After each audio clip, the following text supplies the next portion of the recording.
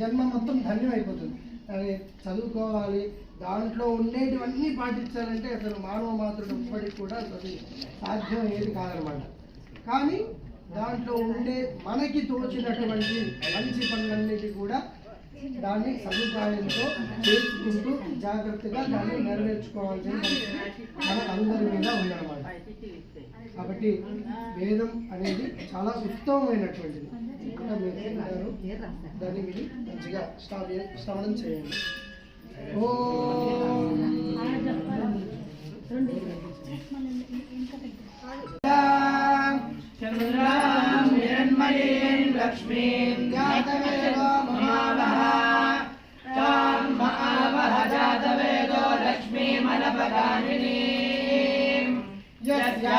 हिरण्यं विन्देयं कामश्वं पुरुषानहम् अश्वपूर्वां रथमध्यां हस्तिनादप्रबोधिनीं श्रियं देव्यां पद्मवर्णां दामिहोपक्वये श्रियं चन्द्रां प्रभातां यशसा ज्वलन्ति श्रियं लोके देवदुष्टामुदारां तां पद्मिनीं शरणमहं प्रपद्ये लक्ष्मीर्मे नश्यतां समदिना सह प्रादुर्भूतस्मिराश्रयेऽस्मिन् कीर्तिवृद्धिं ददातु मे क्षुत्पिपासामलान् ज्येष्ठां लक्ष्मीर्नाशयाम्यहम् अभूतिमसमृद्धिं च सर्वान् निर्नद मे गृहात् गन्धद्वारां दुरादर्शां नित्यपुष्टां गणेशिनीम्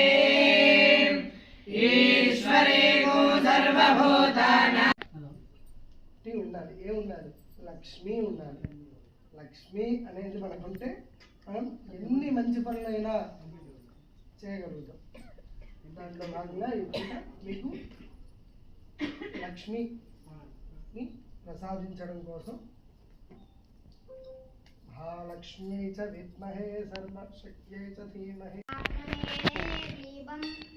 ఆప్యాయ యోగో కామాయ పుగ్గుష్ఠలో అతికృష్టాయ మాగతం గీతాయ సూతం వృత్తాయ శైలోషం. ఎందుకు గొప్పదంటే ఇంత చిన్నప్పటి నుంచి తల్లిదండ్రులని ఫోన్లని అవి అన్నీ వదిలిపెట్టేసి 12 సంవత్సరాలు కఠోర దీక్షగా మనం చదువుకుంటేనే ఇది పూర్తవుతుంది అన్నమాట. వీడియో తీయద్దు.